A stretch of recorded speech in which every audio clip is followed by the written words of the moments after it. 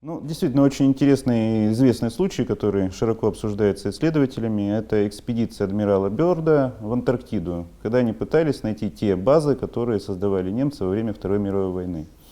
Якобы во время экспедиции произошел какой-то очень странный инцидент, в результате которого эскадра адмирала Бёрда потеряла, по некоторым данным, один или два корабля, было потеряно несколько самолетов и чуть ли не несколько сот человек личного командного состава. По возвращении домой Бёрд написал очень странный рапорт о том, что они встретились какие-то противодействующие силы. Там даже было четко не написано, что это были за силы, что какие-то объекты вылетали из-под воды, совершали атаку на флот, в результате чего, в принципе, эскадра даже не смогла дать полноценный отпор.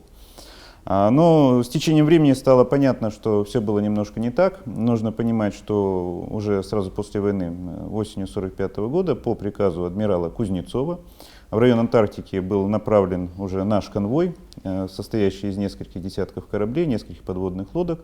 Приходилось мне эти документы видеть без подробностей, но приказы такие существовали уже в сентябре 1945 года.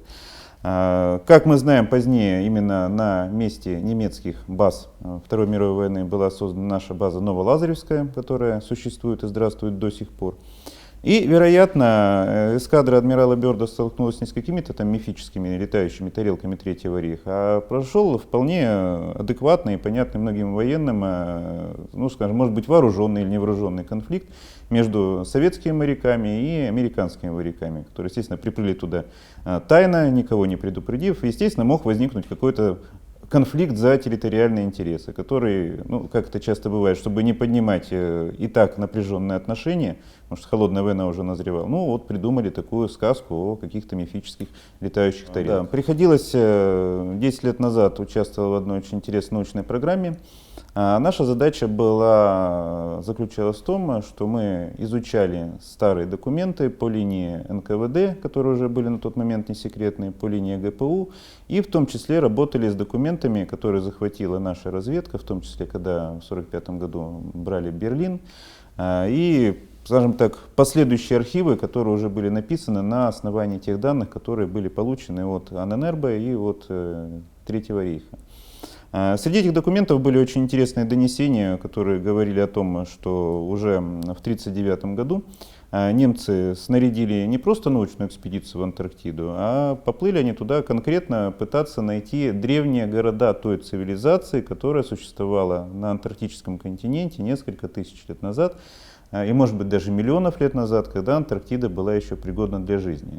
То есть задача немцев была не просто построить опорные пункты, хотя, конечно, это тоже была важная задача, а в первую очередь попытаться найти входы в эти древние города, которые расположены ныне под многокилометровой шапкой льда, но, естественно, получить определенные знания, определенные технологии, потому что после экспедиции 1937 года в Тибет немцам были переданы определенные знания, что именно вот под льдами Антарктиды, как в некой такой временной капсуле, могут сохраниться не только знания, но и вполне конкретные технологические устройства, которые можно определенным образом уже использовать.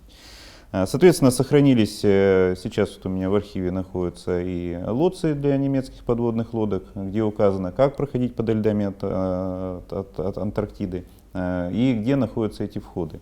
Единственный вопрос только в другом, насколько эти документы достоверны, потому что очень сложно предположить, что, скажем так, документы, которые позволяют получить доступ к таким серьезным знаниям, могли немцами быть забыты при отступлении, но их как минимум бы просто уничтожили.